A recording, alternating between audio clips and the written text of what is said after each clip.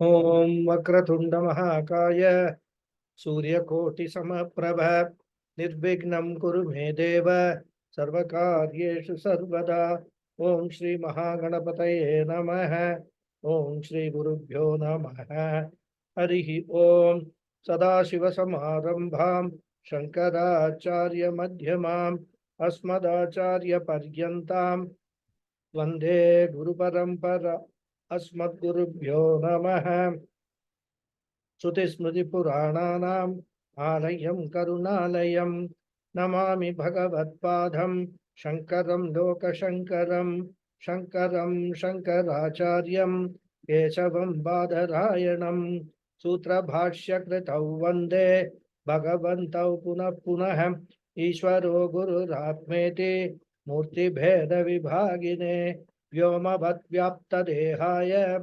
Dakshinamurtaye Namaha Om Shri Medha Dakshinamurti Swamine Namaha Om Sahana Bhavatu Sahana Bhunaktu Sahaviryam Karavavahai Tejasvinavadhitamastu ma vidvishavahai Om Shanti Shanti Shanti Harihi Om Shri Gurubhyo Namaha Harihi Om.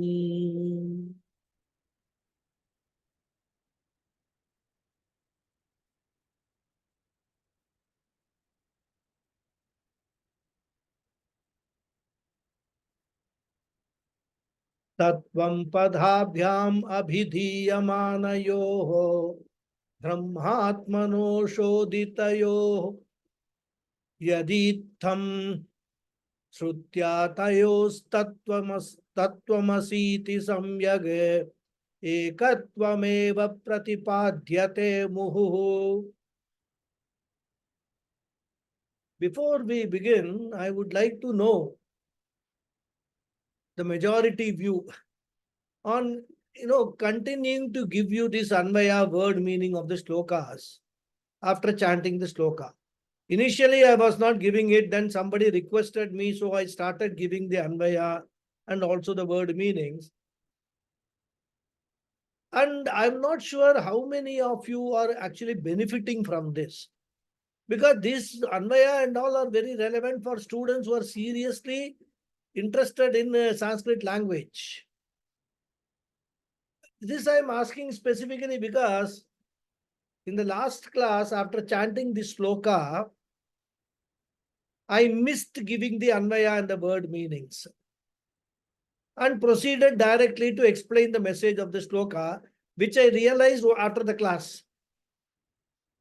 But nobody pointed out the missing piece. Nobody told me, Guruji, you have missed the Anvaya and all that. So I felt that if anyone was seriously interested in Anvaya, he would have immediately pointed out, Guruji, please give the Anvaya. So I first thought that, I should stop this practice because it is not making any, contributing anything.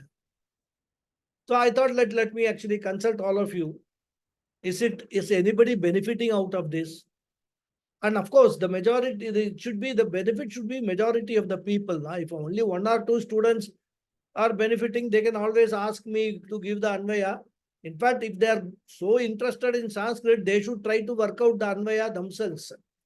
That's a practice that they should do. And if they have got any difficulty, they can consult me separately. And we can actually save some time, not too relevant, too much, but some couple of minutes in the class. So please tell me whether we should continue with this Anvaya or not. You can all unmute and tell me your views. Namaste, Guruji. Pranam. Lata here.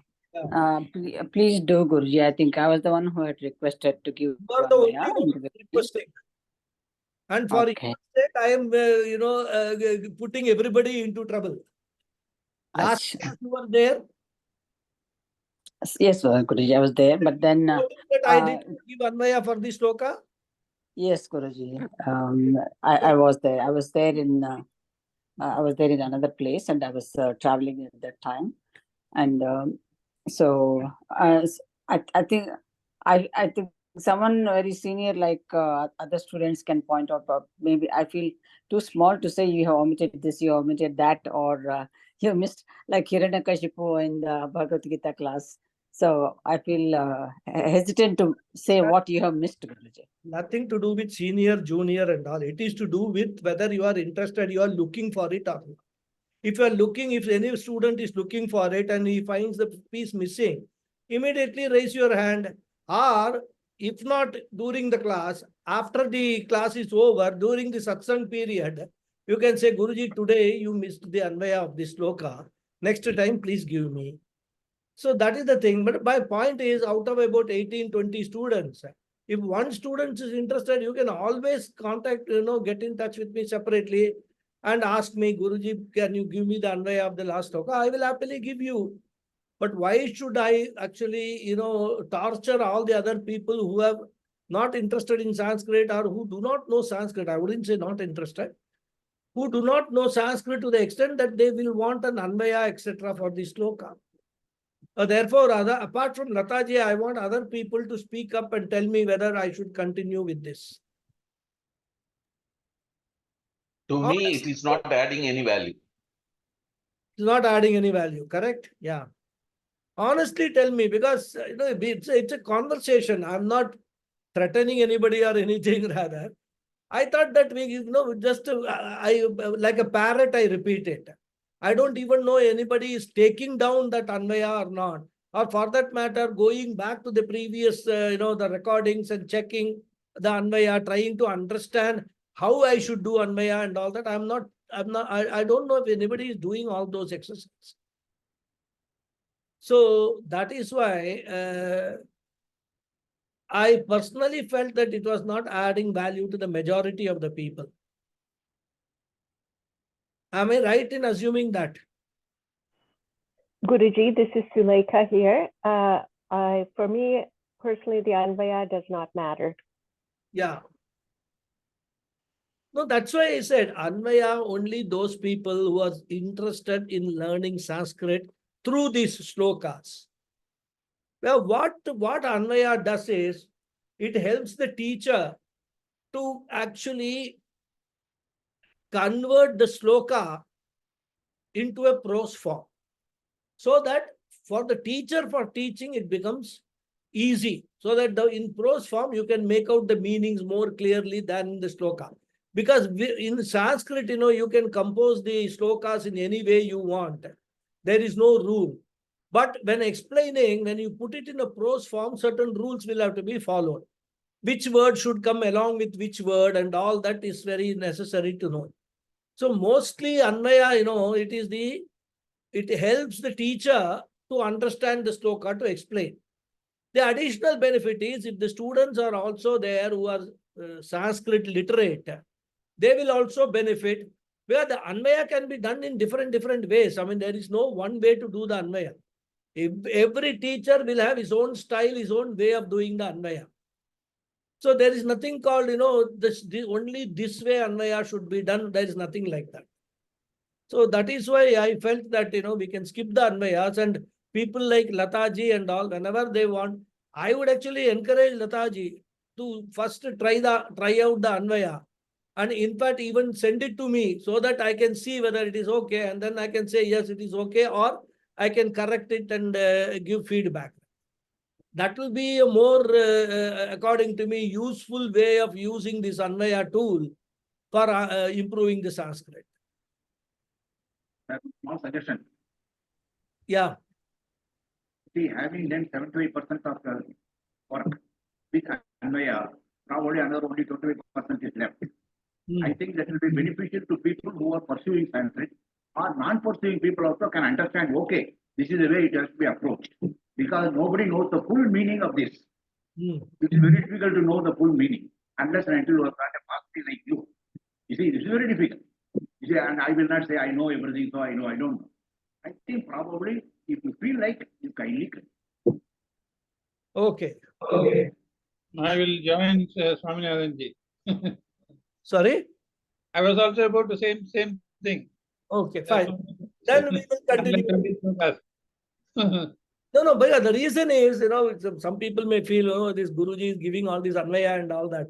It's not making any sense to me. If majority feel like that, then we can skip it. That's all. I have no problem in giving Anvaya. Let me tell you that from my side, there is no problem. And as Srinivasanji says, that, we have almost covered 75%, only 25% is left. So let us continue with the practice. Okay, fine. So that is settled. So now you take down the Anvaya for this sloka. What about the BG? What about The Bhagavad Gita? Bhagavad Gita? I will continue because this happened only yesterday. Yesterday, after the Bhagavad Gita class. So we will see. I mean, Bhagavad Gita also I can continue the Anvaya. So that's not a problem. So we will continue everything as it is. Okay. Is that Thank you. okay? Thank you. Okay. So here the Anvaya is Yadi Tattvamasi iti Shrutya Tattvam Padhabhyam Abhidhiyamanayoho Itham Shodhitayoho Brahmatmanoho Tayoho Ekatvam Eva Muhuhu Samyat Pratipadhyate. That is the Anvaya. Word meaning Yadi, if. Tattvamasi iti Shrutya. By the Shruti Vakya Tattvamasi. Tattvam Padhabhyam. By the words you and that. Abhidhiyamanayoho indicated. Itham in the said manner. Shodhitayoho analyzed. Brahmatmanoho of Brahman and Atma. Tayoho there. Ekatvam oneness. Eva alone. Muhuhu repeatedly. Samyak well. Pratipadhyate is pointed out. So if Brahman and Atma indicated by the words that and you are analyzed in the said manner, the oneness of Brahman and Atma alone is repeatedly well pointed out by the Mahavakya Tattvamasi, or you are that. So we have now entered into the topic of Mahavakya inquiry, which is the third topic being discussed by the Acharya, based on the statement, Jivo Brahmaiva Naparaha. As I said, we are entering into the climax of Vedantic teaching. All the portions that we have seen till now, they're all only preparations for this climax only, finale of Vedanta study. And this Vedic message proclaimed by Upanishad after Upanishad is the great equation declaring the oneness of Jivatma and Paramatma, which, as we saw in the last class, is the message conveyed through the Mahavakyams like Prajnanam Brahma, Aham Brahmasmi, Tattvamasi, Ayam Atma Brahma, etc. So many, there are hundreds of Mahavakyams in the Upanishads. And these four are just a samples taken out, one from each Veda. And this analysis of this Mahavakyam required some background information, which we discussed in the last class.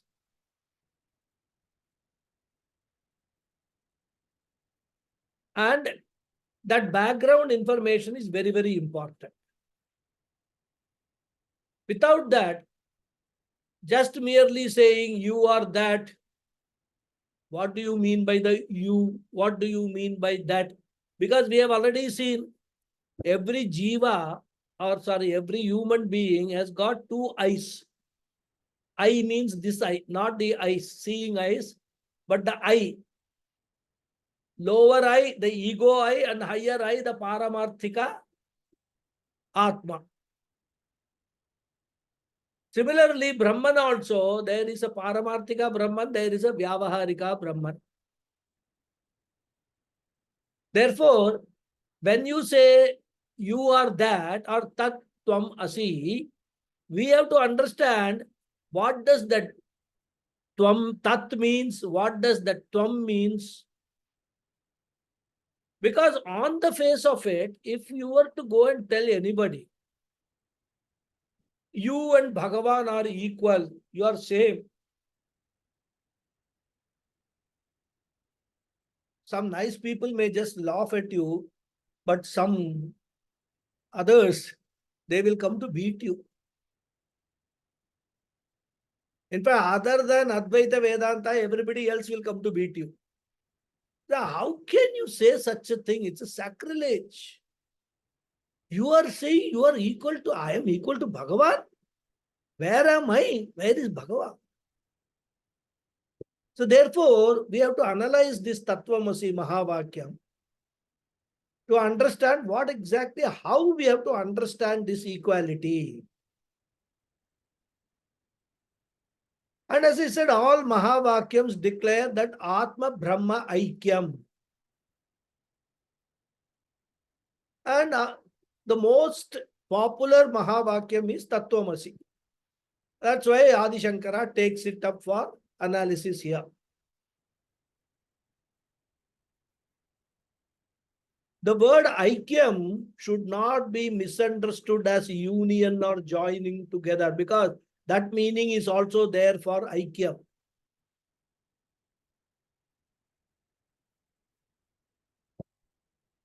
The question of joining together will come only when they are existing separately. Then they come together. In Tamil, they say, Bhagavan ta Aikyam aitar. He has become one with Bhagavan. Earlier they were separate, now here they have become one, like that. So that coming together is called union. As I said, the word Aikyam has got that meaning also. But in this context, in the context of Advaita Vedanta, the translation should not be union. Because Jivatma and Paramatma were never separate.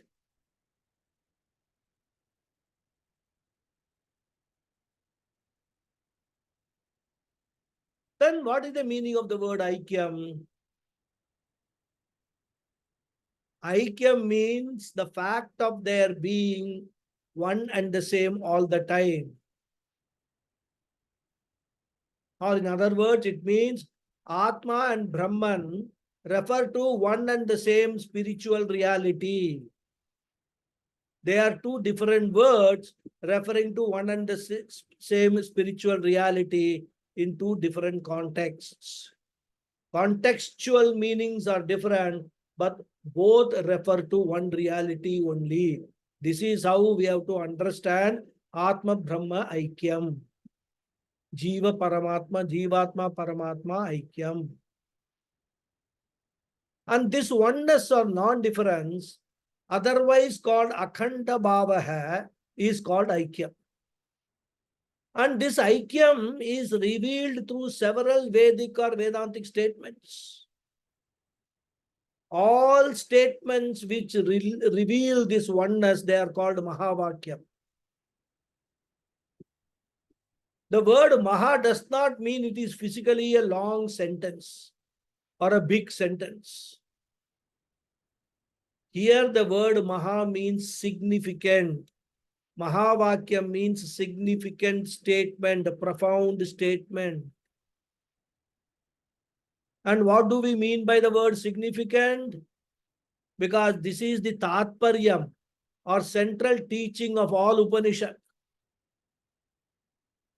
So a Mahavakyam is Tatparya Bodhaka Vakyam. All other statements in the Upanishads, they are all statements necessary to prepare us for understanding the Mahavakyam. They are all called, you can call them preparatory statements. In technical language, they are called avantara vakyams. So the study of avantara vakyams will help us in understanding the Mahavakyam, the Tatparyam, the central theme. And these Mahavakyams are not only significant because they reveal the central teaching, they are also significant because they give the liberating message to the student rather. It's a central teaching, it is a liberating teaching. And because of these reasons, it is called Mahavakyam. Tatparya Bodhaka Vakyam, Shishya Mokshaka Vakyam. It is the understanding of this Mahavakyam, assimilating the Tatparyam of this Mahavakyam, which is the liberating knowledge. That is the moksha package. So the Veda proclaims the equation between Atma and Brahman, the individual self and the universal or cosmic self, micro self and the macro self.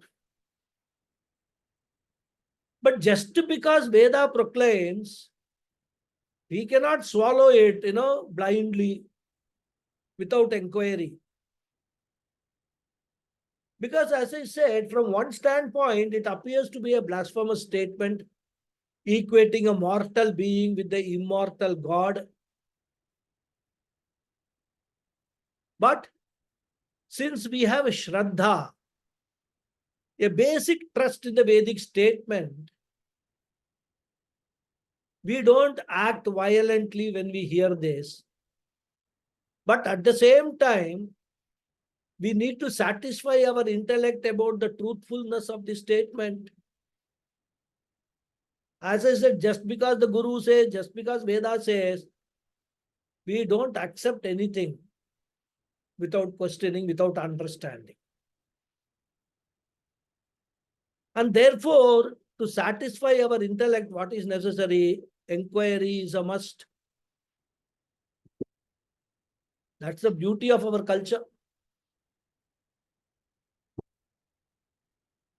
Ours is not a faith-driven culture. Ours is a question-driven culture, inquiry-driven culture.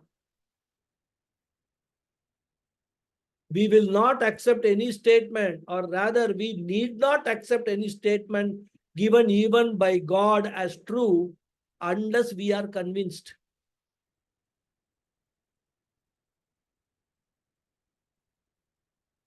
That is why Acharyas take so much trouble, even Bhagavad Gita, to explain, because Bhagavad Gita are Krishna's words, Bhagavan's words. Oh, Bhagavan has told this, so this is correct, so you all now go. He doesn't say that. He takes so much trouble, all Acharyas, to explain every word, what is the context, how to understand.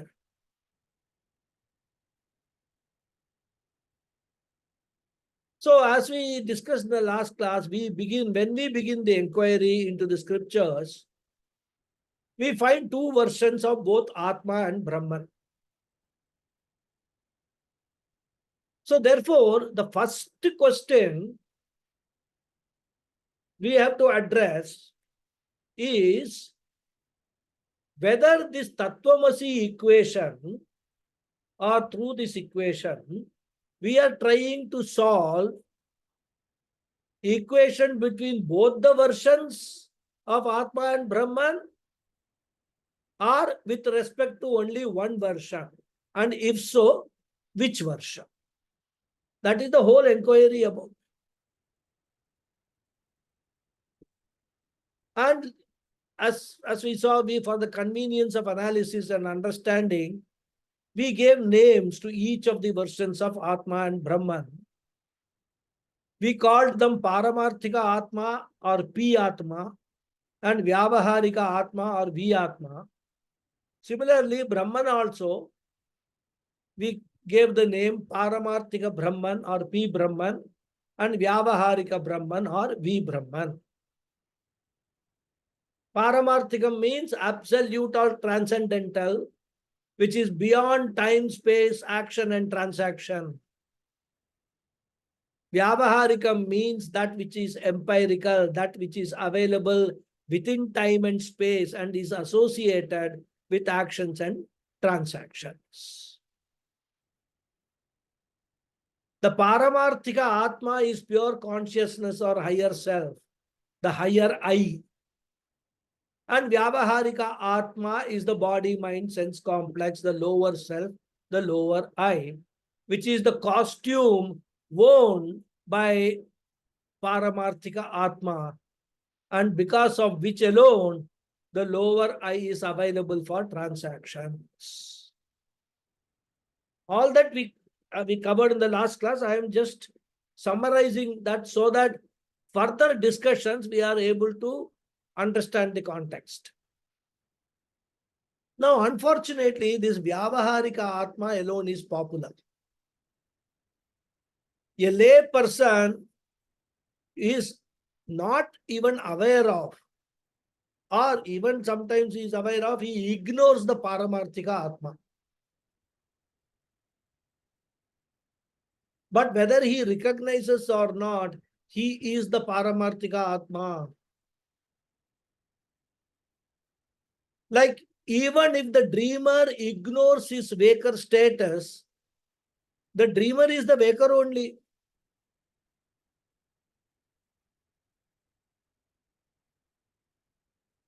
So, we have ignored our Paramarthika Atma status, but we are the Paramarthika Atma, which status we will recognize on super waking, when we become super wakers. Similarly, Brahman also. Brahman was defined in Taittiriya Upanishad as Satyam Jnanam Anantam Brahma, which Shankaracharya quoted in verse 67. I hope you all remember. Not very far, not very old, but recent. So, Brahman also is the all-pervading infinite consciousness. Satyam Jnanam Anantam Brahma is the same as Sat Chit Ananda. Chit means Jnanam, and Jnanam means consciousness. Anantam means macro consciousness, infinite consciousness. So all-pervading consciousness is Brahman. And as we have seen, Brahman itself cannot do any transaction. Why?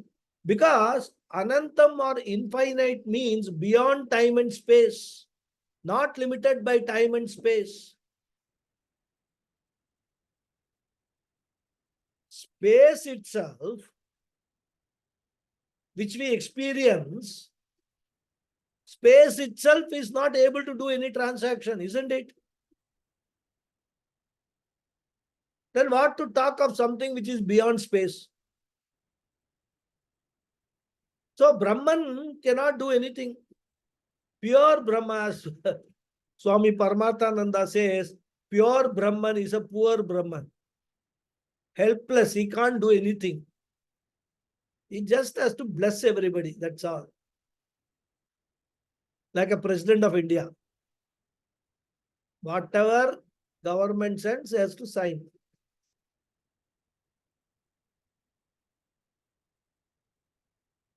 But once that Brahman is associated with a costume,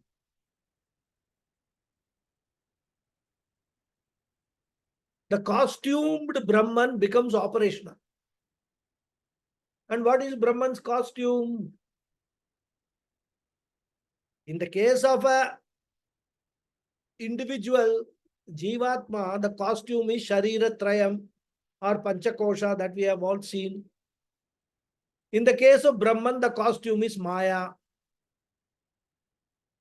Maya is very important for Brahman because with Maya costume alone, the Paramarthikam Brahman becomes what? Vyavaharikam Brahman. Becomes should be within quotes. Huh? He actually doesn't become. Factually doesn't become. But as though becomes Vyavaharikam Brahman. So the Paramarthikam Brahman is as though converted into Vyavaharikam Brahman, as though incarnates as Vyavaharikam Brahman with Maya costume, without losing the Paramarthikam status. This is very important.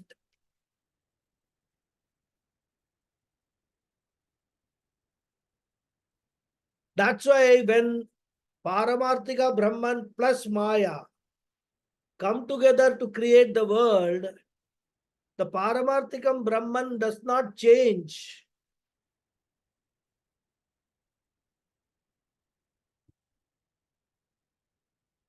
And that's why, the scriptures explain, because when we say the Brahman is the cause,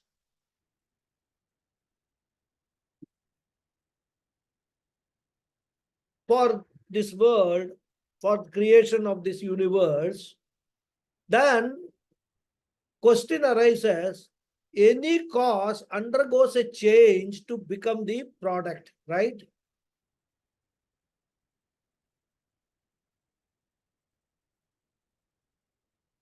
So Brahman is called Upadhana Karanam, the cause for the creation of the world. So that will give, if you just say Upadhana Karanam, means Brahman undergoes a change to become this world.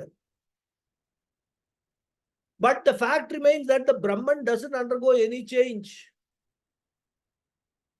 And that is why it is qualified Vivarta Upadana Karanam, the non-changing cause of the changing world.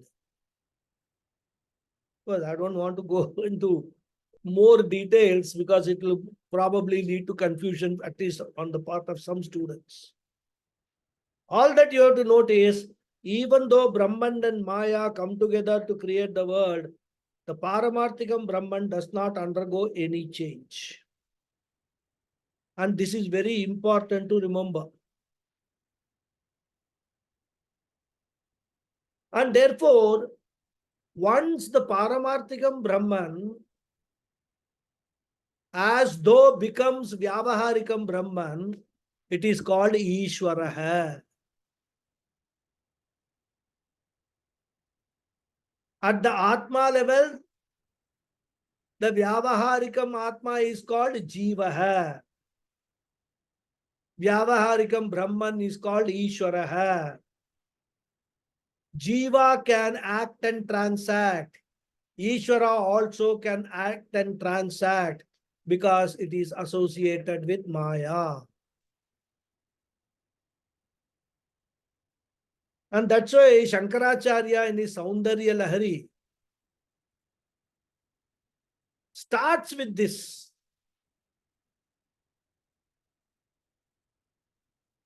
Where Maya Tattvam is described as goddess Shakti in the very first verse. Shiva Shaktya Yukto Yadhi Bhavate Shaktaha Prabhavitum. Saundarya Lahari starts like that. Shiva means Paramarthikam Brahma. Shaktya means Maya. Yukta means associated. Yadi, if he is associated, tarhi, then prabhavitum shaktaha bhavati. He becomes omniscient and omnipotent, capable of srishti sthiti laya. This is not an ordinary power. It's not an ordinary Shakti. Entire universe is created, sustained, and destroyed or resolved.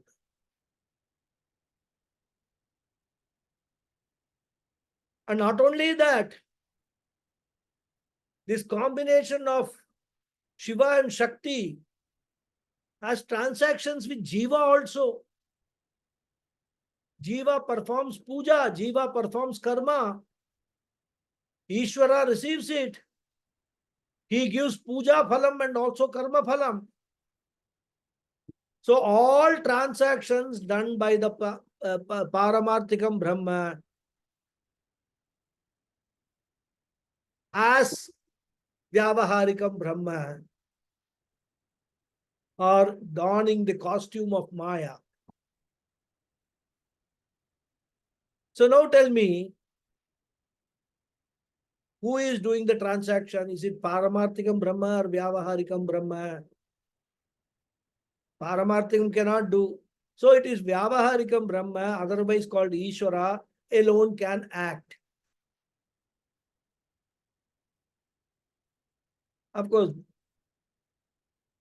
we can either call Ishvara or Vyavaharikam Brahma. So these are two versions, both at the Atma level and Brahman level, right? Paramarthikam Brahma, Vyavaharikam Brahma, Paramarthikam Atma, Vyavaharikam Atma. So there are four we have got. And during our worldly transaction, which one is popular? Now, whenever we are transacting, we are within time and space. We are in the empirical realm. Therefore, what is popular is Vyavaharikam Atma, and at the macro level, what is popular is Vyavaharikam Brahman or Ishvara. So now we can say Jiva and Ishvara. They are the transacting entities of Atma and Brahman. And transactions are going on. Daily prayers, everything is going on.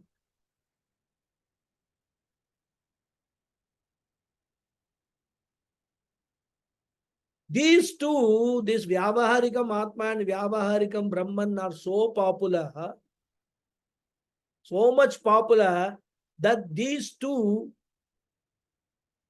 overshadow their Paramarthikam versions.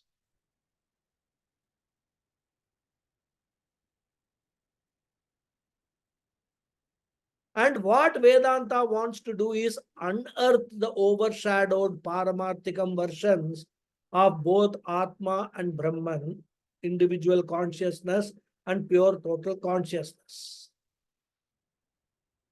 And we are going to unearth both. So the equation we talked about earlier, Tattvamasi, that equation is between what?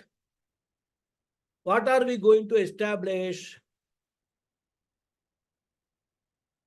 Is the equation between Vyavaharikam Atma, that is the Jiva, and Vyavaharikam Brahman, that is Ishvara. As I said earlier, such an equation is never possible. It's a sacrilege. And that's why all theological systems are Agama Pradhana. Most of the theologians, they don't come to the Vedanta side at all.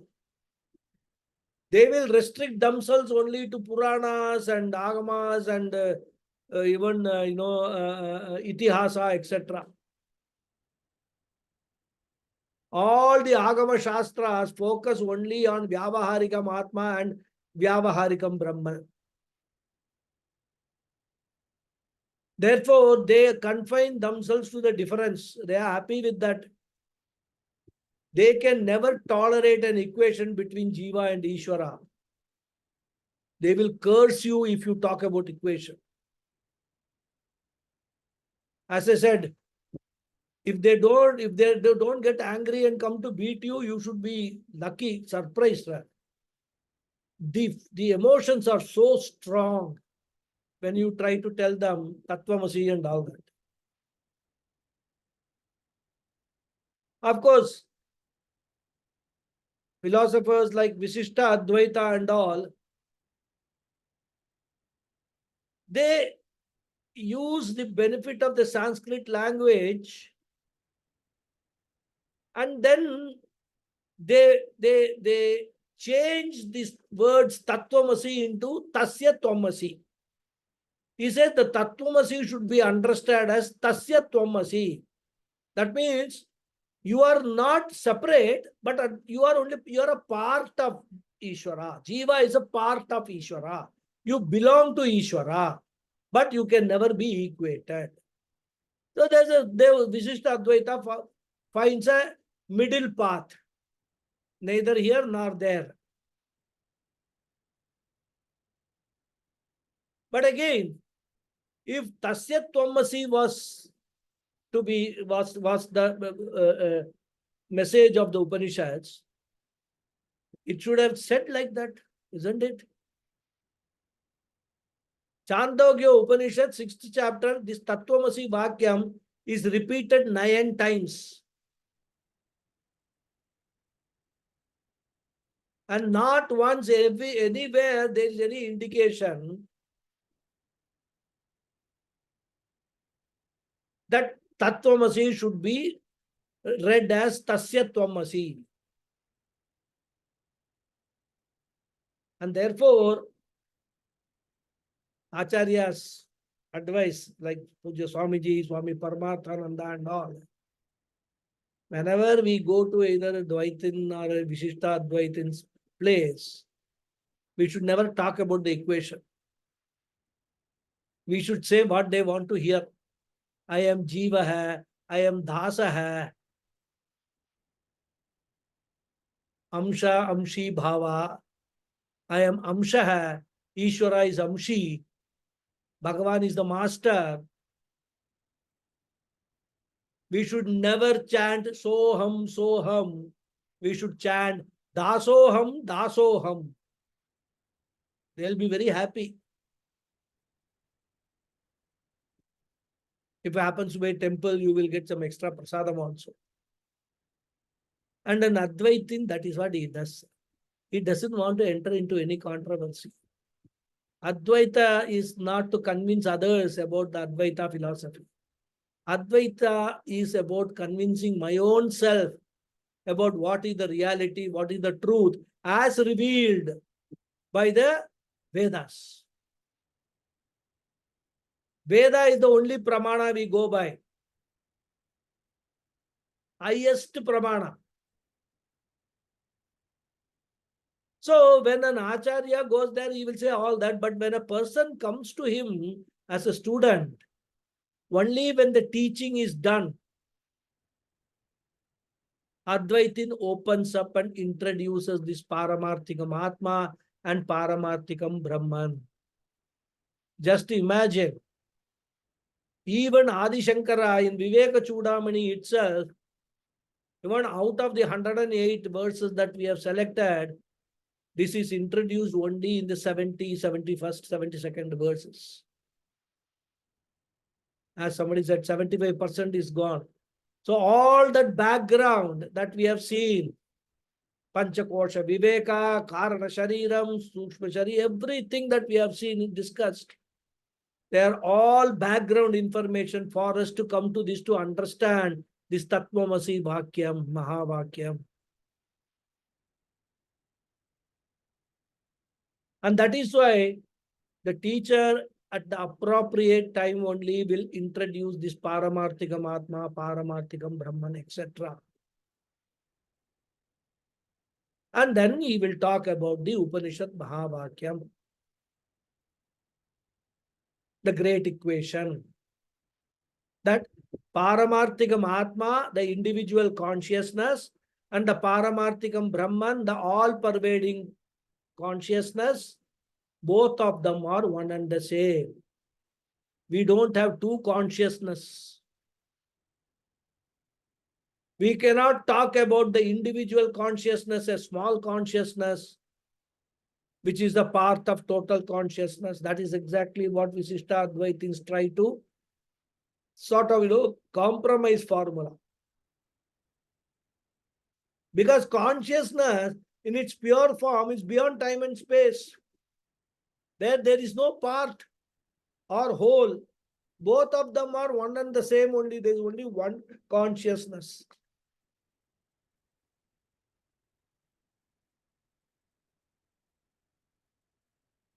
And when this message is successfully communicated by a guru, who of course normally struggles to communicate this message, but he is able to do it, and it is successfully received by the struggling disciple also. When the teacher says Tattvamasi, what should be the student's response? If he says Tattvamasi, it means he has not understood anything. When the teacher says Tattvamasi, the student's response should be Aham Brahmasmi. And to reveal this Aikyam, Shankaracharya, as I said, is using the Mahavakyam occurring in Chandogya Upanishad, 6th chapter, where Brahman is named Sat, pure existence. The 6th chapter itself is called Sat Vidya. 7th chapter is called Bhuma Vidya. 8th chapter is called Prajapati Vidya. All are solid chapters. Each chapter, if you want to go into the commentary, Tika, etc., it will take months for you to finish one chapter, fully understand. And in this Prajapati Vidya, this Mandukya Vishwataijasa Pragnya Turiyam, that, concept is also dealt with. So some people call Prajapati Vidya as Turiya Vidya also. So Sadvidya, Bhuma Vidya, Turiya Vidya. Of that, Adi Shankara takes Sadvidya here. So we should actually have some idea of the development of the teaching in Chandogya Upanishad.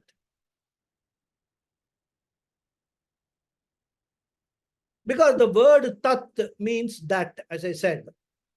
When the teacher says Tat Tvam Asi, he uses the pronouns that and you. Isn't it? Tat, that, Tvam, you. Asi, are. So in the 6th chapter of Chandogya, which has got 16 sections, the first sections teach Brahma Satyam Jagan Mithya. And in 9 sections, 8 to 16, Jivo Brahmaiva Naparaha, the Aikyam is talked about. The teacher is Uddalaka. And the student is Shvetaketu. All our Upanishads, including Bhagavad Gita, is always a dialogue between the teacher and the student. Kathopanishad, it was Yamadharma Raja and Nachiketas. Here it is Uddalaka and Shvetaketu. And in fact, Uddalaka is father cum teacher. Shvetaketu is son cum disciple. And Uddalaka begins by introducing Brahman. He tells, Satyeva Saumya idamagra asit ekameva dvitiyam. Satyeva Saumya means my dear. Satyeva idam agra asit. Before creation, Brahman alone was there. Which Brahman? Satyam Jnanam Anantam Brahman. Ekameva Advitiyam. There was nothing else. Ekameva, only one. Sat, Brahman alone existed. So after introducing Brahman, Uddalaka, the Guru says, that Brahman alone created the whole universe. So having presented the Swarupa Lakshanam, he now comes to the Tatastha Lakshanam, pointing out that Brahman is the cause of creation. Tadaikshata bahusyam prajayeti tat tejo srijata tat teja aikshata bahusyam prajayeti tadapo srujata. All beautiful mantras, I mean, when you chant the mantras, you go into a different realm. Tad aikshata, that Brahman visualized. Bahusyam prajayeti.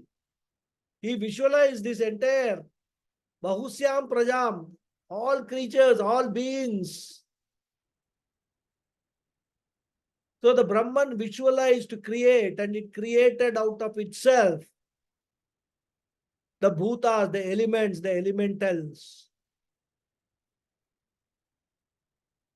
So here, the Brahman is introduced as what? Karanam Brahman. Tat tejaha asrujata. He created, etc. Now, is that Karanam Brahman Vyavaharikam or Paramarthikam? We have already seen Paramarthikam Brahman is beyond action, transaction, space, time, relations, etc. So, Paramarthikam Brahman cannot be a Karanam, be the cause. Karanam Brahman has got to be Vyavaharikam, dressed up Brahman only, dress being Maya. Without Maya costume, Brahman can never be the creator, the Karanam. Thus, Maya Sahitam Brahma, dressed Brahman, Vyavaharika Brahman, Ishvara is introduced. Then elements, elementals, etc. are created. And not only that, our Stula Shariram is also born out of elements, the Panchabhutas. Sukshma Shariram is also born out of the elements, the Panchabhutas. All are created by Brahman. Therefore, Tat refers to, at this stage of our understanding, Tat refers to Vyavaharikam Brahman or Ishvaraha. Having introduced that Brahman, the Karanam, the teacher in the Upanishad says, Saya eshoni maidatatmya tad atmiyam idagum sarvam tat satyagum sa atma tattvamasi shvetaketo. So here he says, Brahman being Karanam, the Karanam is the essence behind all products. Just as gold, the cause, is the essence or truth of all the ornaments. Three examples are given in the Upanishad. Gold ornaments, clay and earthenware, iron and iron products. What is the essence of all the pots, earthenware? It is the clay. Clay is the Karanam. And all the earthen parts are the Karyam, the products. Similarly, iron is the Karanam, and all hardware that is there, hardware in the sense of all iron, things made out of iron. They are all the products of iron. So just as gold alone is the essence of ornaments, clay alone is the essence of earthenware, iron alone is the essence of all hardware. Similarly, one Karanam Brahman is the truth or essence of the entire creation. And that includes you also. And when the teacher is addressing the student understands himself also as the one who is born as a jiva, who is born with a particular date of birth. We saw in Taittiriya, I remember I have chanted this. Yato va imani bhutani jayante, yena jatani jivante, yat prayantya visham vishanti, tad vijñasasva tad brahmeti. Therefore, the student also is a karyam, a product. So that karanam brahma, that Ishvara hai, which is referred to as tat, and you, tvam, the karya jiva hai, asi, are essentially one. So, at this stage of our understanding, tattvamasi means you, the karya jiva hai, are essentially none other than karanam brahman, the Ishvara hai.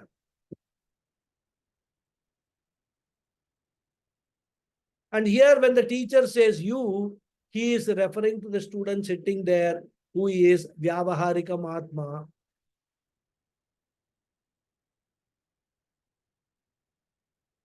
Who is within the transactional world. He has been doing Karma Yoga Sadhana, Upasana Yoga Sadhana, and he has come to the teacher. And all these activities obviously are done by Vyavaharika Mahatma, the Jiva hai.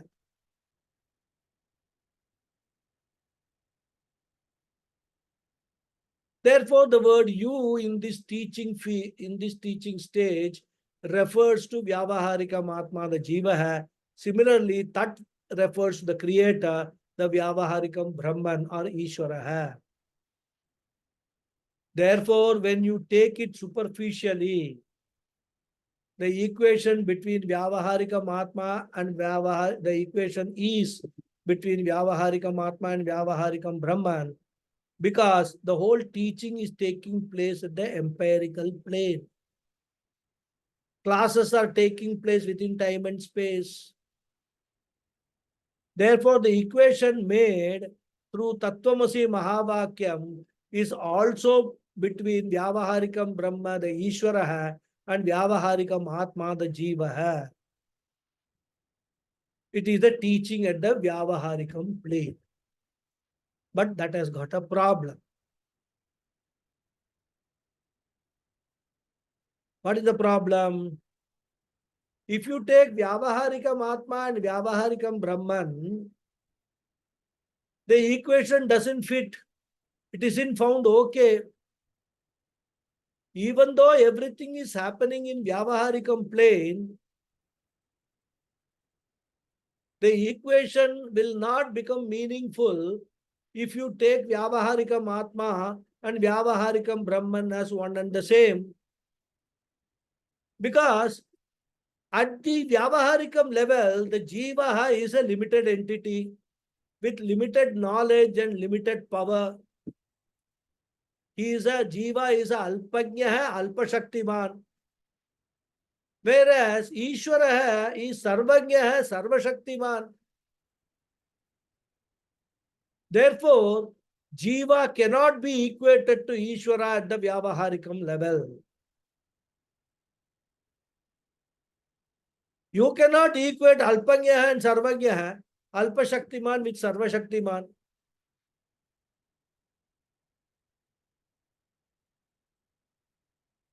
And at the Vyavaharikal level, we cannot change that. And that is why all other philosophies, they are remaining at Vyavaharikam level and they see this difference and they say they can never be the same. Jiva and Ishvara can never be the same. But the Upanishad says, Tattvamasi, you are that. And obviously, Upanishad cannot be wrong, isn't it? Not once, 9 times, as I said, he says, Uddalaka says. Therefore, the student has to realize that if I try to solve the equation at the Vyavaharikam level, it will not work. And the Upanishad says Tattvamasi. So I have to further do more inquiry, has to do more homework.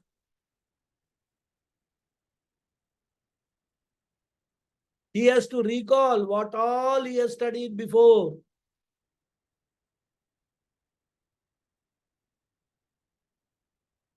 All the preliminaries that he has gone through, he has to recall. Whereas even in sports, before reaching the finals, be it a match of some US Open or Olympics, etc., They have to go through several rounds of preliminaries. And for that only, we have got all these Prakarana Granthas and everything. Then finally, you come to the quarter-final, semi-final round, etc. And we have seen the preliminaries very elaborately. We have seen Panchakosha Viveka.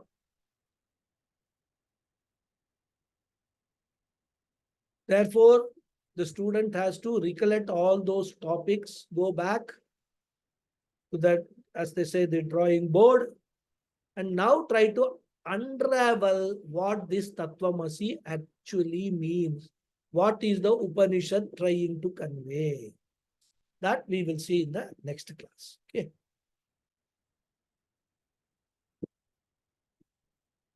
Om Purnamada Purnamidam Purnat Purnamudachyate Purnasya Purnamadhaya Purnameva Vasishyate Om Om Shanti Shanti Shanti Om Hari Om Shri Gurubhyo Namaha Hari Om.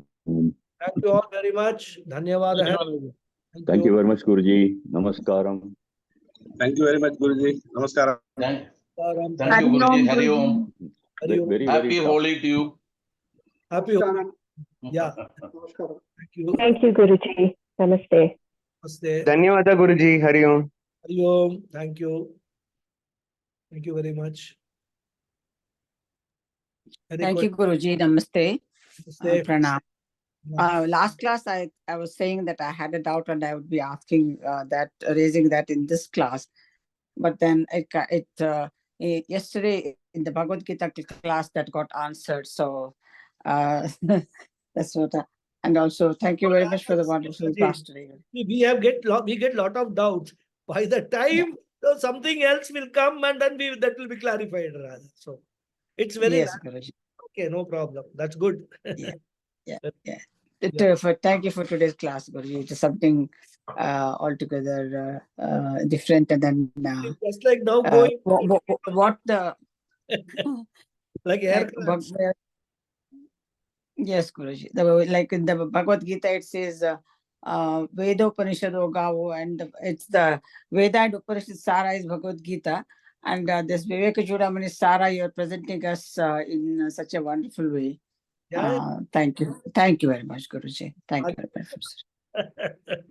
We all should thank Adi Shankara for giving such wonderful gems for us. That's right. Yes. Okay. Hari Om. Thank you. Hari Om, Guruji. Any other hands going up? No. Okay. Then I'll close the session. We'll continue next Sunday. Hari Om. Thank you all. Thank you, Guruji. Hari Om.